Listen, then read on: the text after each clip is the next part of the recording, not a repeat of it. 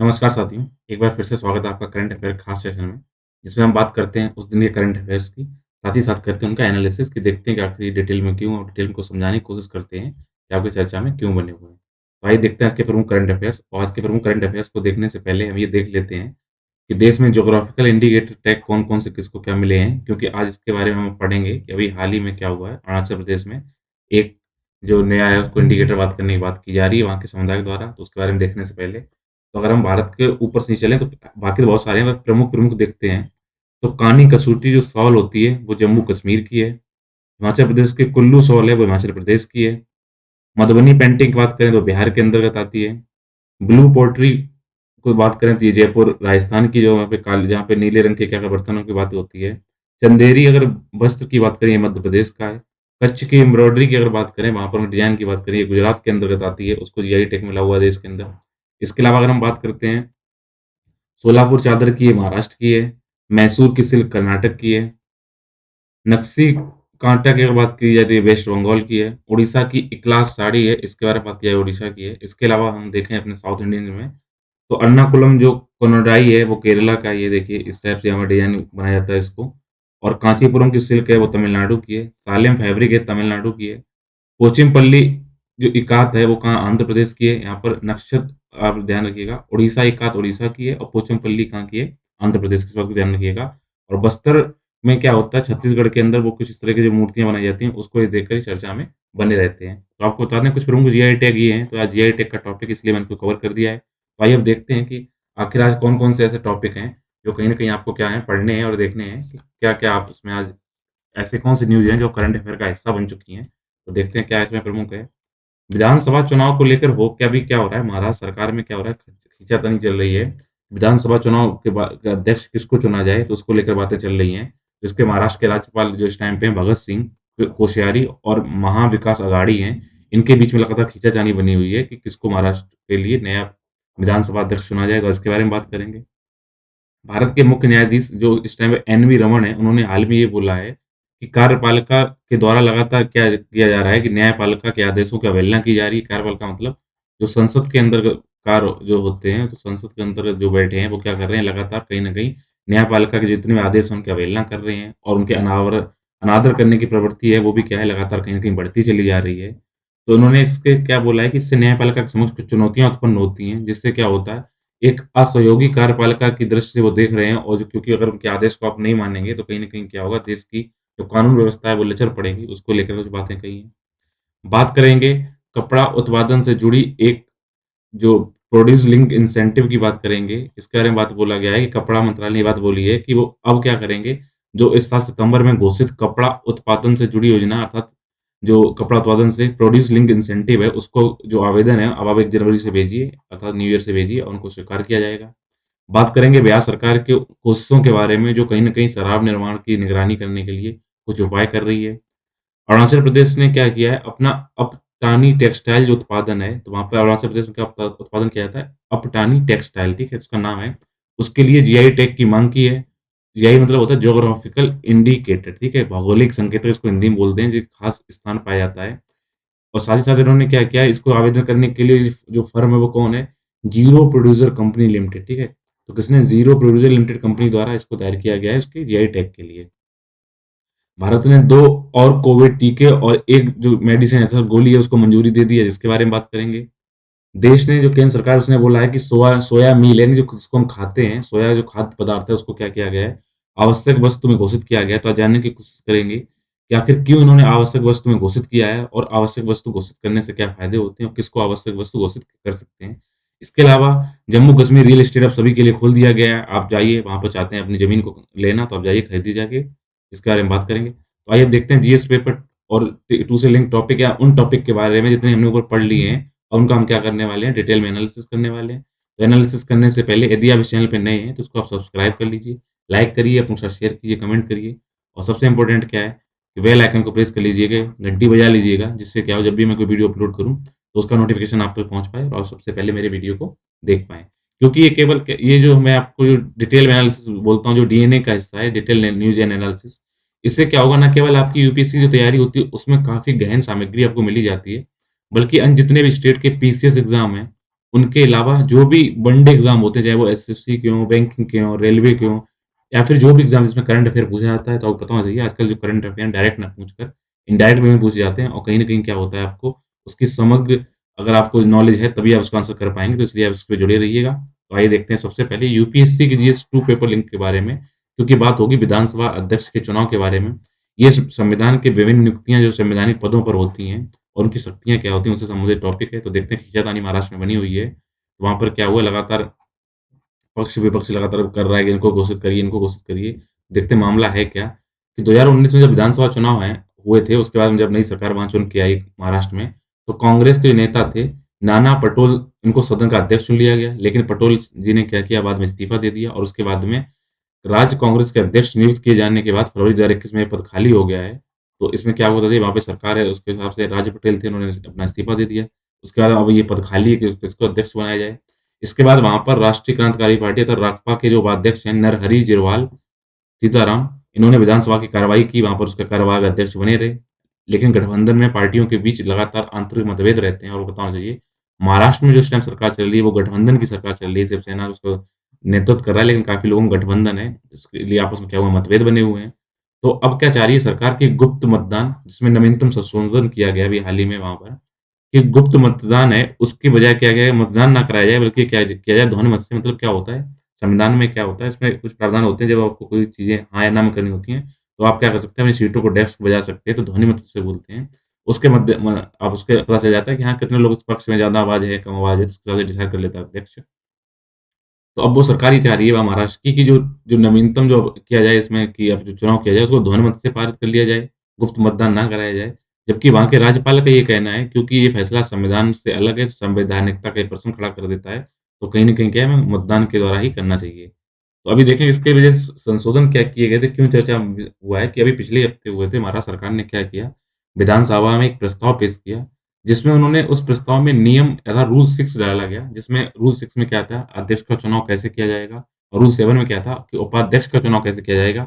इसके बारे में उन्होंने ये बोला था कि आप गुप्त मतदान ना कराइए, गुप्त मतदान की अपेक्षा क्या करिए, ध्वनिमत से इसको की बात कही गई, संशोधन कर दिया गया, गुप्त मतदान की अपेक्षा क्या गया, आपको वोट ना डालकर क्या करिएगा, आप सीधा ध्वनिमत से वहाँ पे क्लैपिंग करिए, तालियाँ बजाइए, पीठ वो दबाइए डेस्क, उसके हिसाब से तय करना चाहिए कि हाँ, ये जीत गए, हार गए। तो इसी को लेकर अब वहाँ के राज्यपाल बोल रहे हैं कि संविधान का ये इसका प्रमुख मुद्दा बन गया है कि ये संविधान के इतर एक आपने नया प्रोसेस लगा दिया कि अब मतदान से चीज़ें सही आएँगी। तो इसमें चुनाव कराने वाले शब्द को शामिल नहीं किया गया है, जिससे क्या हुआ है कि अध्यक्ष शब्द का इसमें चुनने के लिए चीज़ें डाली गई थी। तो गुप्त मतदान को ध्वनिमत से किया गया, इसकी आलोचना इसलिए की जा रही है क्योंकि वहाँ पे विपक्ष है, उसका लगातार ये तर्क दिया जा रहा है कि अध्यक्ष की अनुपस्थिति में नियमों का संशोधन नहीं किया जा सकता है कि उस अध्यक्ष थे नहीं, आपने नियम क्यों कैसे चेंज कर दिए?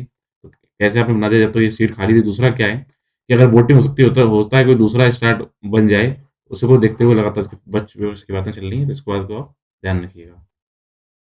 देश के जो चीफ जस्टिस ऑफ इंडिया हैं, एनवी रमन्ना, उनको ऐसा लगता है कि कार्यकारी जो अदालतें हैं, वो क्या करती हैं, जो कार्यकारी हैं, उनकी अदालतों के फैसले को जो हमारी कार्यपालिका है, वो कहीं न कहीं न्यायपालिका के आदेशों का अवहेलना करती है, उसका अनादर कर रही है और कहीं न कहीं इसके अनादर करने की प्रवृत्ति क्या है, लगातार बढ़ती जा रही है। तो इसके बारे में बात करें, इनको ऐसा क्यों लग रहा है? तो ये टॉपिक आपका संविधान से संबंधित है। तो इस टाइम देखें समय की माँग क्या है? समय की माँग आज की नहीं, हमेशा की है कि कार्यपालिका हमेशा को क्या करना चाहिए, विधायिका के एक अपोजिट के रूप में कार्य नहीं करना चाहिए, बल्कि उसके विधायिका के साथ और कार्यपालिका, विधायिका और न्यायपालिका क्या करें, मिलकर काम करना चाहिए, सहायता करें और सहयोग करने की आवश्यकता है। जिससे क्या है, तो अभी इनका ये कहना है कि इस टाइम पे कार्यपालिका को क्या चाहिए, तो वो न्यायपालिका की जो कानूनी न्यायिक रिक्तियाँ हैं, उनको भरे, अभियोजकों की नियुक्तियाँ करे, उनके बुनियादी ढांचे को मजबूत करे, स्पष्ट ट्रांसपेरेंसी को बढ़ावे में हेल्प करे। साथ ही साथ इसमें ऐसे कानून बनाए जाएँ, जो सही से लागू हो सकें। इसके लिए केवल न्यायपालिका ज़िम्मेदार नहीं है कि आप कुछ भी उल्टा-सीधा कानून बना दीजिए और फिर हम उसको ठीक करते रहें, क्योंकि ऐसा देखा गया है कि जो इस टाइम जो सरकारें जो कानून बना रही हैं, उनको कानून बनाने के लिए ईमानदारी से प्रयास नहीं किए जा रहे हैं। कहीं न कहीं उनमें अपनी भावनाएँ और अपनी इच्छाएँ उसमें होती हैं, उस हिसाब से वो कानून को नया रूप दे देते हैं। जैसे अभी आपने महाराष्ट्र सरकार के ऊपर बारे में पढ़ा है। तो अब इनका क्या कहना है कि अगर हम देखें कि न्यायपालिका ने अभी तक देश निर्माण में क्या हेल्प की है, तो एक वाद है जिसमें विवाद हुआ, केशवानंद भारती केस है, काफ़ी फ़ेमस केस है, ये 1973 में आया था। यहाँ पर क्या किया था, कार्यपालिका ने अपने संविधान के संशोधन की समीक्षा करने और उसकी व्याख्या करने शक्ति की व्याख्या की थी। इसके क्योंकि 39वें संविधान संशोधन में क्या किया गया था कि कार्यपालिका अर्थात उस टाइम पे पीएम थे इंदिरा गांधी, उन्होंने क्या किया था, अपने मनमाने अंदाज से लिख दिया था कि आप जो भी चाहेंगे वो कर सकेंगे, इसमें क्या होगा कि अब संशोधन नहीं कर सकता है सुप्रीम कोर्ट, तो कहीं न कहीं मनमाने तरीके देखे गए थे, अनादर अवहेलना देखी गई थी। तो इसका अब चिंताएँ क्यों की जा रही हैं? क्योंकि ऐसा अब उनका कहना है कि अभी जो कानून बनाए जा रहे हैं, उनके कानून को बनाने टाइम कोई भी क्या होता है, उसके क्या प्रभाव पड़ेंगे, उनको सही से उनका ऑडिट या मूल्यांकन नहीं किया जाता है और कहीं न कहीं उनकी संवैधानिकता जो प्रश्न है, उनके बुनियादी प्रश्न होता है, उसकी जाँच नहीं की जाती है। इसके अलावा अगर बात की जाए कि जो कानून बनाए जाते हैं, उनका मसौदा तैयार करते समय ये न्यूनतम अपेक्षा की जाती है कि जब भी कानून बनेंगे, वो संविधान के जितने सिद्धांत हैं, उनका पालन करेंगे। ऐसा नहीं हो रहा है, इसलिए कहीं न कहीं उनकी अनादर की भावना होती है। साथ ही साथ क्या होता है कि जब अगर कोई गलती हो जाती है, तब ऐसे मुद्दों को प्रभावी उपचार के रूप में हम सोच सकते हैं कि ठीक इनको सही करना चाहिए। तो आप लगातार उनकी अनदेखी ना करिए कि आप जानबूझकर ऐसे कानून बनाइए कि बाद में अदालत को हस्तक्षेप करना पड़े। फिर कार्यपालिका कहती है कि न्यायपालिका में हस्तक्षेप कर रही है। तो ऐसा आप ना करिए, अच्छे सीधा-सीधा क्या करिए, अदालतों पे डायरेक्ट असर ना डालिए, बल्कि उनको सही से चर्चाएँ कराइए और सभी को ध्यान में रखते हुए इस टाइप के कानून बनाइए, जो संविधान के जितने सिद्धांत हैं, उनके अनुसार ये कार्य करे।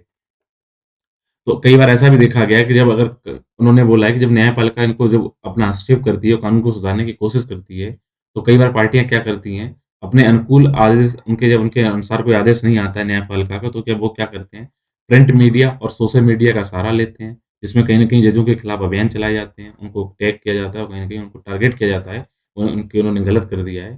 तो आजकल अब होता होना चाहिए, कोई भी चीज़ आजकल कोर्ट में जाने से पहले मीडिया ट्रायल से गुजरती है। आपने कुछ भी रूल बनाया तो सीधा मीडिया स्टार्ट कर देगा कि ये होने वाला है, नोटबंदी इससे ये होने वाला है। बाकी उसका क्या कंक्लूजन है, आप रिसर्च नहीं करती है आजकल मीडिया हमारे देश की। ये सबसे बड़ी दिक्कत वाली बात है, ना रिसर्च डेवलपमेंट होता नहीं है, बस जो भी मुँह में आया बक देते हैं। तो इसको ये इन्होंने बोला है कि कहीं न कहीं खतरा है। तो आपने इसमें टॉपिक समझा होगा कि 1973 में न्यायिक समीक्षा की बात की गई थी कि ये अधिकार किसको दे दिया गया है। तो पहले से स्पष्ट कर दिया था न्यायपालिका ने।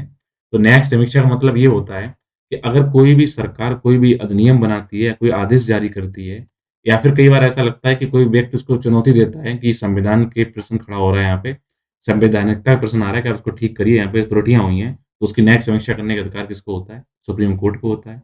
और इसको देखें ये अधिकार इसको मिलता कहाँ से है? ये अधिकार इसको संविधान के द्वारा दिया गया है।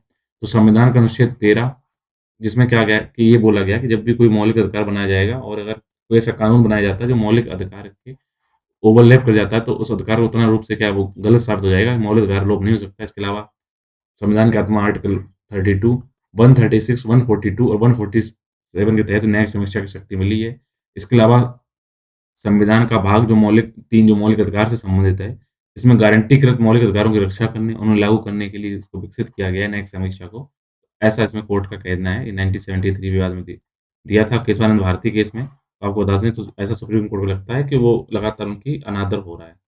बात करेंगे वस्त्रों के लिए चालू पीएलआई अर्थात प्रोड्यूस लिंक्ड इंसेंटिव के बारे में। आप ये मतलब आप चीज़ों का उत्पाद करिए, तो उत्पाद बढ़ेगा तो आपको क्या होगा उसी हिसाब से आपको क्या दिया जाएगा, आपको आपको सब्सिडी दी जाएगी और सब्सिडी देकर आपको कहीं प्रोत्साहन राशि प्रदान की जाएगी जिससे क्या हो उत्पादन को बढ़ सके। ये टॉपिक आपके विभिन्न क्षेत्रों में विकास के लिए जो सरकारी नीतियाँ बनाई जाती हैं, उनका हस्तक्षेप किया जाता है सरकारी नीतियों का और उनके इम्प्लीमेंटेशन से क्या मुद्दे उत्पन्न होते हैं उससे रिलेटेड टॉपिक है। तो अभी क्या हुआ अश्विनी जी ने इससे पहले जब जो वहाँ पे मंत्री थे उन्होंने क्या किया था इसकी बात कही थी। प्रोड्यूस लिंक्ड इंसेंटिव के बारे में। और इस योजना के बारे में बात की जाए तो सरकार ने कपड़ा क्षेत्र के लिए उत्पादन लिंक्ड प्रोत्साहन अर्थात आपको प्रोत्साहन देने के लिए कि चीज़ें सही से आपको आप मोटिवेट हों, सही से आपको रुपया मिले, उसके लिए कपड़ा क्षेत्र के लिए 10,683 करोड़ रुपए की उत्पादन लिंक्ड प्रोत्साहन योजना की शुरुआत की थी। यह 1.97 लाख करोड़ के कुल बजटीय परिव्यय के साथ 13 क्षेत्रों के लिए एक बड़ी पीएलआई योजना का हिस्सा है। इस योजना का उद्देश्य उच्च मूल्य के जो मानव निर्मित फाइबर हैं, ठीक है? जो हाई वैल्यू जो मानव निर्मित फाइबर होते हैं, ऐसे कपड़े, बाकी वस्त्र और जो टेक्निकल आजकल वस्त्र आने लगे हैं, जो तकनीकी वस्त्र का यूज़ किया जाता है कुछ तकनीकी क्षेत्रों में, उसके उत्पादन को बढ़ावा देने के लिए यूज़ किए जाते हैं। इसके अगर महत्व की भी बात की जाए तो पीएलआई जो योजना है, ये घरेलू विनिर्माण को अत्यधिक बढ़ावा दे देगी और कहीं न कहीं जब विनिर्माण बढ़ेगा, तो देश के अंदर जो लोग हैं इसको बनाने वाले, वो आत्मनिर्भर की ओर बढ़ेंगे।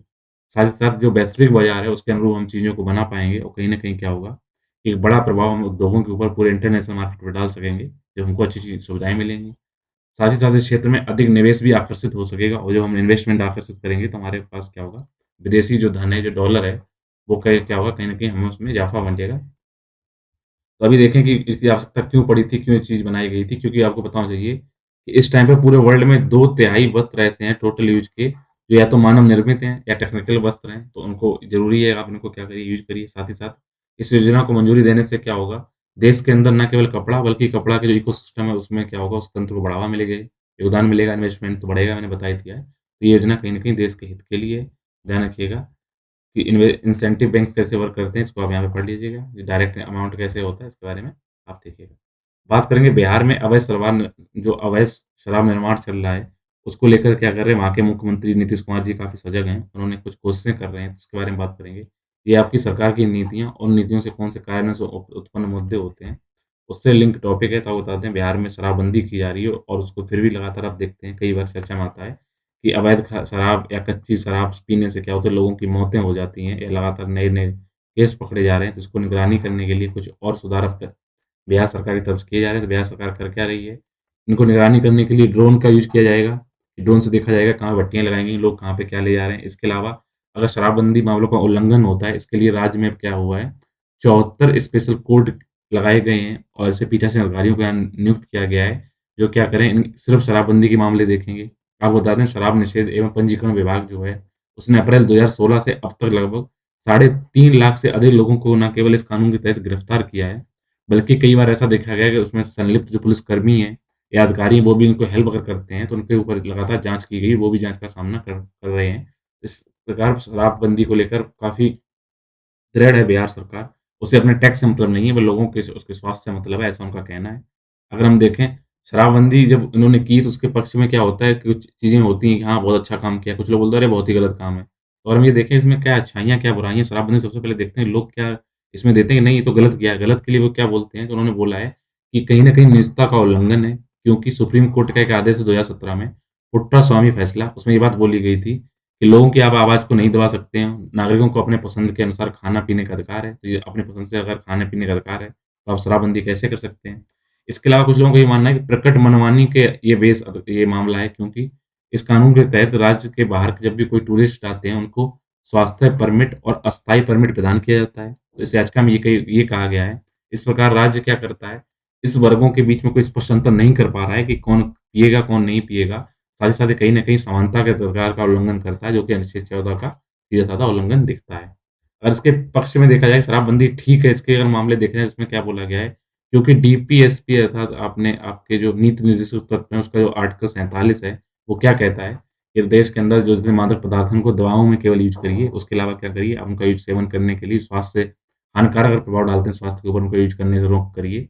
तो संविधान सभी राज्य सरकारों पर शराब की खपत को कम करने, यदि नहीं तो कम से कम करने की ज़िम्मेदारी रखता है, तो ये ठीक है। इसके अलावा अगर हम शराब का नियमित और अत्यधिक सेवन करते हैं, तो कहीं न कहीं राज्य का जो क्या होता है, उसके राज्य के अंदर जो उनका मैन पावर है, कहीं न कहीं उनका जो मानव संसाधन है, उसके कहीं न कहीं क्या होती है, दिक्कत आती है। इसलिए सख्ती से राज्य को इसमें नियमन करने की आवश्यकता है। इसके अलावा ऐसा देखा गया है, शराब न केवल परिवारों के संसाधनों को नष्ट करता है, बल्कि वहाँ की महिलाओं को, उनके बच्चों को टारगेट करके वो भी काफ़ी प्रताड़ित होते हैं शराबबंदी से। जहाँ तक शराब मेल के द्वारा पी जाती है और जो फिर क्या करते हैं, वो प्रताड़ित करते हैं, मार-तोड़ करते हैं। घर में क्या होता है, अशांति, कलह उत्पन्न होता है। तो अभी ये भी एक सामाजिक कलंक है, तो इसको दूर करना ठीक है। साथ ही साथ कई बार होता है कि कई बार व्यक्ति क्या करते हैं, शराब पीना नहीं चाहते हैं, बल्कि अपने साथियों के दबाव में, कई बार प्रलोभन के आकर या कई बार कुछ अन्य दबाव में चलते क्या करते हैं, वो नशे की ओर आकर्षित होते हैं। तो अगर नशा मिलेगा ही नहीं, तो अब आकर्षित कैसे होंगे? इसलिए इसमें बात ठीक मानी गई है। अगर देखें अन्य राज्यों में इसके लिए, अगर देखें अभी तो बिहार में ही बंदी है, तो बिहार की बंदी के अलावा अगर देखें किन-किन राज्यों में बंद है, तो गुजरात में भी शराबबंदी लगी है, मिज़ोरम में लगा हुआ है, नागालैंड में लगा हुआ है और इसके अलावा केंद्र शासित प्रदेश जो लक्षद्वीप है। तो कुल मिलाकर बिहार के अलावा 4 और ऐसे स्टेट हैं, जहाँ पर शराबबंदी लागू है। आइए बात करते हैं जीआई टैग के बारे में। जीआई की फुल फॉर्म होती है जियोग्राफिकल इंडिकेटर, यानी कि जो भौगोलिक सूचकांक हैं, संकेतक हैं, सॉरी भौगोलिक, जो खास भौगोलिक स्थान पाए जाते हैं। ये टॉपिक आपके अब सामान्य दिन 3 से लिंक टॉपिक स्टार्ट होते हैं। तो अरुणाचल प्रदेश ने क्या बोला है, उसने बोला है कि अब पतानी बुनाई को उन्हें जीआई टैग मिलना चाहिए। ये टॉपिक आपका इंटेलेक्चुअल प्रॉपर्टी राइट से संबंधित है, यानी कि जो आपकी जो तो आप देखिए, जो आप अवतारणी है, उसके लिए डाक टिकट भी जारी हो चुकी है और इसका जो आप डिज़ाइन देख रहे हैं, कुछ इस तरीके का है, तो आप गौर से देख लीजिएगा। इसी के बारे में पढ़ने वाले हैं, जीआई टैग में क्या होने वाला है। तो आइए देखते हैं। अफ़गानी अगर बुनाई की बात की जाए, तो अरुणाचल प्रदेश का जो सबसे निचला जिला है, जिसको बोलते हैं लोअर सुबनसिरी जिला, जिसका मुख्यालय जीरो, वहाँ की रहने वाली जनजातियाँ हैं, उनके द्वारा अफ़गानी बुनाई की जाती है। इस जनजाति का जो बुना हुआ कपड़ा होता है, उसमें क्या होता है, आपने ऊपर देख ही लिया है, उसमें न केवल ज्यामितिक बल्कि ज़िगज़ैग पैटर्न का उपयोग किया जाता है, कोढ़ी डिज़ाइनें डाली जाती हैं। इस जनजाति को मुख्य रूप से जिग जीरो के नाम से जाना जाता है। ठीक है? तो कौन-सी जनजाति काम करती है? जिग जीरो जनजाति कार्य करती है।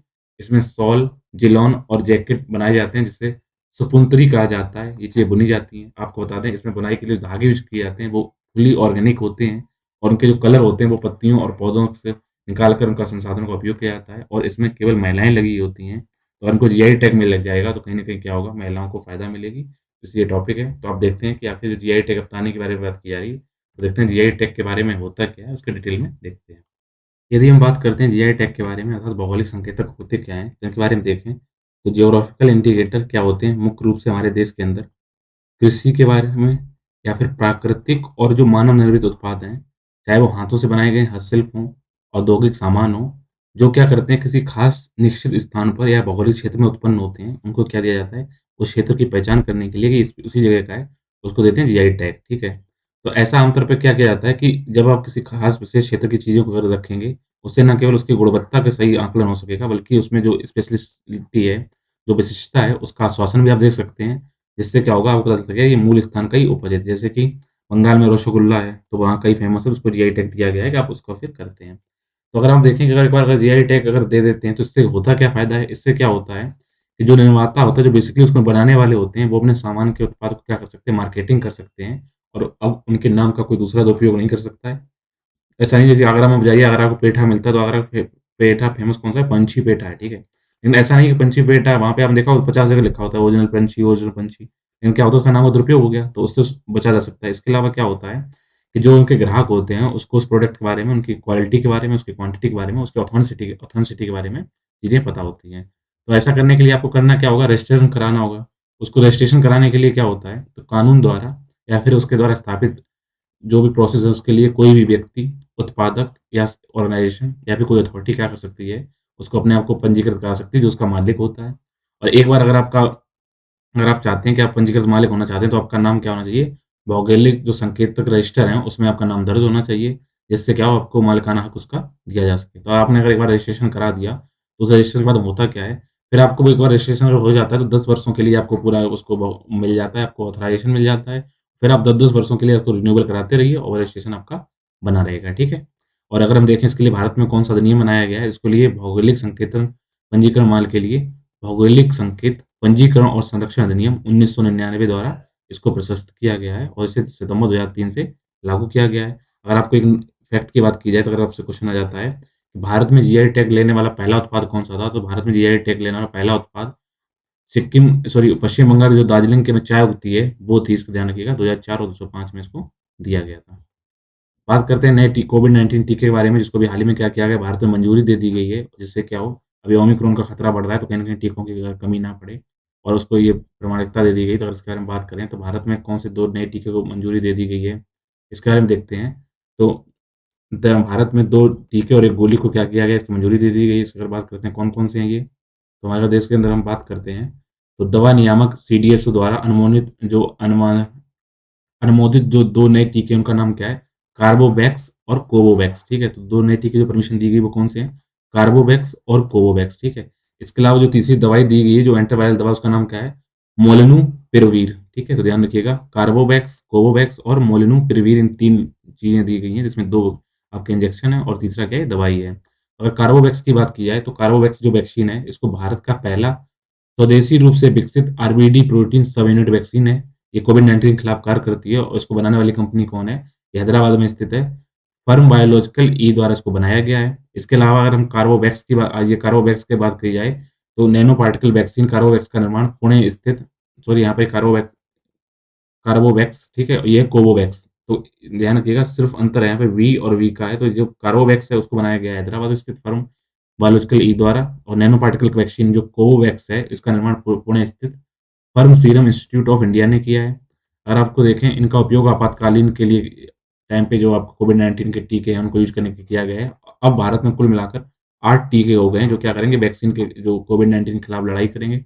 तो इससे पहले 6 कौन-कौन कार्बोवैक्स, कोवैक्स तो इस टाइम पे हैं, तो अगले 6 पहले कौन से 6 थे? इसके लिए पहले सीरम इंस्टीट्यूट के कोविशील्ड, भारत बायोटेक के कोवैक्सीन, ज़िडस कैडिया के ज़ी-कोव डी, रूस का स्पुतनिक 5 और यूएस निर्मित मॉडर्न और जॉनसन एंड जॉनसन को भारतीय दवा नियामक से पहले ही इसमें उपयोग के लिए परमिशन दी जा चुकी थी। केंद्र सरकार ने सोयाबीन के लिए आवश्यक वस्तु घोषित कर दिया, पता होना चाहिए सोयाबीन की दाल भी मिलती है, उसकी बड़ियाँ मिलती हैं और कुछ इसको इस प्रकार से आपको चीज़ें मिलती हैं, तो इसमें क्या इसमें आवश्यक वस्तुओं क्यों इसमें डाला गया है? क्योंकि इसको आवश्यक वस्तु अधिनियम 1955 के तहत सोया को भोजन को इसके जो सोया जो खाने वाली चीज़ है उसको क्या किया गया है, आवश्यक वस्तु के रूप में घोषणा कर दी गई है। इसके क्या होगा, इससे कहीं न कहीं क्या होगा, कई बार क्या होता है आपने देखा होगा कई जो आवश्यक वस्तुएँ होती हैं उसकी कालाबाज़ारी होती है, उस पे तुरंत जाँच की जाती है और कहीं न कहीं जो ब्लैक मार्केटिंग है, उसको दूर करने के लिए जमाखोरी, कालाबाज़ारी आदि को रोकने की उम्मीद होती है। जिससे क्या होगा, जो क्योंकि खाने की चीज़ है, तो उसका क्या हो, सोयाबीन का क्या हो, उसके जो मूल्य है, वो ना बढ़े, इसका क्या हो, इल्लीगल ट्रेडिंग ना हो पाए, तो इसके लिए इसको क्या आवश्यक वस्तु में डाल दिया गया है।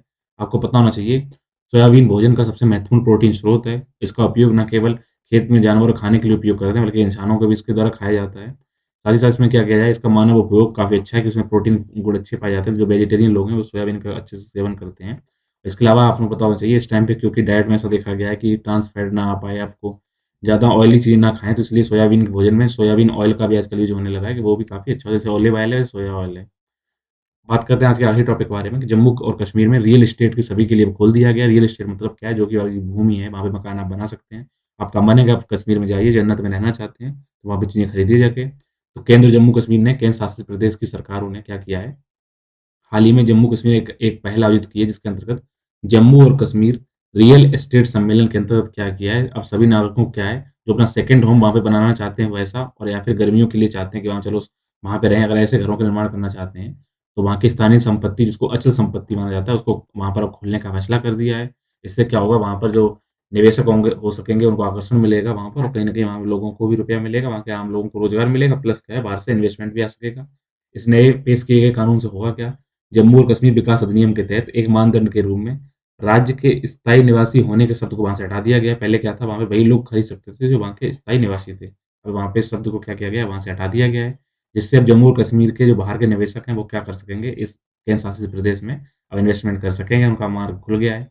इससे क्या होगा, भारत का कोई भी नागरिक अब जम्मू कश्मीर में जाकर गैर कृषि भूमि खरीद सकता है, ऐसी भूमि जिसको आप कृषि कार्य में यूज़ नहीं लेते हैं, वहाँ पे खरीद रखा है। आपको बताना चाहिए पहले जम्मू कश्मीर था, अब इसको 2 यूटी में जम्मू कश्मीर और लद्दाख में कन्वर्ट कर दिया गया है, तो अब इसकी घोषणा आई है, तो देखते हैं इन्वेस्टमेंट कैसा आता है, क्या फ़ायदा मिलता है। इसके साथ जितने करंट अफ़ेयर थे, उनका एनालिसिस कंप्लीट होता है। उम्मीद है आपको सेशन समझ में आया होगा। मिलेंगे नए सेशन में नए टॉपिक के साथ, तब तक जुड़े रहिए मेरे यूट्यूब चैनल आकांक्षा ड्राइव के साथ, और अपना ख्याल रखिएगा और अपनी पढ़ाई को करते रहिए। Thank you.